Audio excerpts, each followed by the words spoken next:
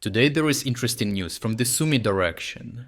Here, instead of fighting the Russians one-on-one, Ukrainians are creating yet another fire pocket around a crucial Russian-controlled town in Sumy Oblast. Launching the second stage of the offensive, Ukrainian special forces are advancing the line in the forest, while Russian soldiers are killed by their own for attempting to surrender. Ukrainian forces are using their proven formula with a simple yet effective goal. Take the Russian ground lines of communication under fire control, isolate and starve the Russians in Yunakivka, and then turn the trap into a kill zone without any chances of evacuation or rotation. Russian commanders, bound by the obsession with holding territory at all costs, refuse to withdraw even from doomed positions, which the Ukrainians are counting on and more than ready to exploit.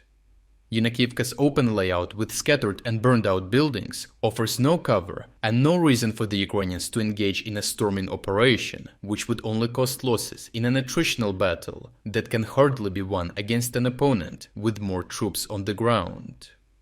Russian drone footage shows the extent of destruction, confirming that Yunakivka is a battleground Ukrainians usually avoid in order to preserve personnel and not waste them on frontal and grinding assaults.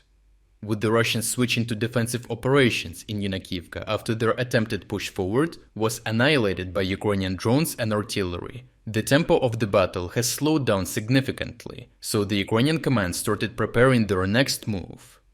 The trap takes shape along the Sudzha-Yunakivka road and the forested settlements running into the town, where Ukrainian drone and artillery fire control needs to be established to Russian supply lines.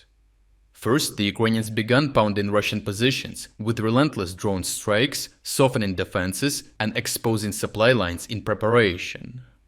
The next step is to secure the forest south of the road, vital for staging points and ambush sites. Control of these woods grants Ukrainian forces cover for mortars, reconnaissance and drone operations, and blocks the direct access from Sudzha to Yunakivka. This move would also deny Russians the ability to use the forest as an alternative supply route or start outflanking maneuvers through it. Once the forest is secured, Ukrainian attention will shift to Yablunivka, whose capture would close the pocket from the left flank and ensure that Yunakivka is surrounded from three sides. Every path leading in or out of the village would then pass directly through Ukrainian fire control, a textbook kill zone designed not to win fast, but to destroy methodically.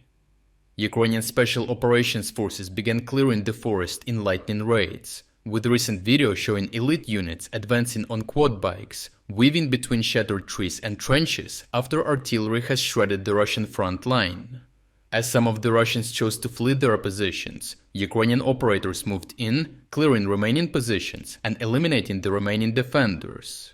Among the dead, Ukrainians found a phone filled with messages and videos of Russian troops complaining of hunger, no rotation, and commanders ignoring their pleas.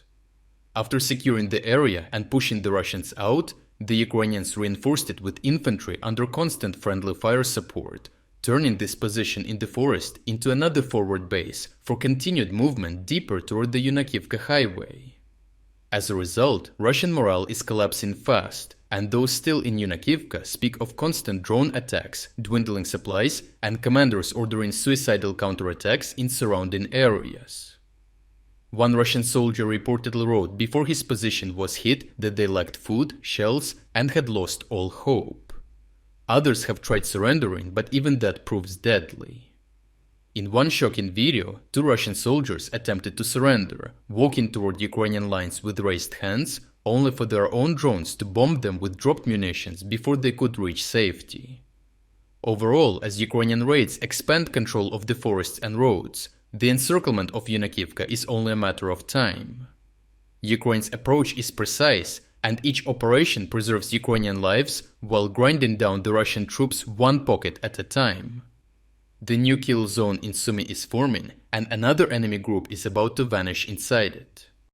If you're a video editor who doesn't have a lot of experience, but you are really interested in making videos with maps just like the one you're watching right now, and you are ready to learn fast and work hard, then join our training program for video editors. You will be paid for your work, and the best performers will be able to join our team as part-time or full-time freelance editors. If this sounds like a great fit, click the link in the description and send us an email. We are waiting for your application.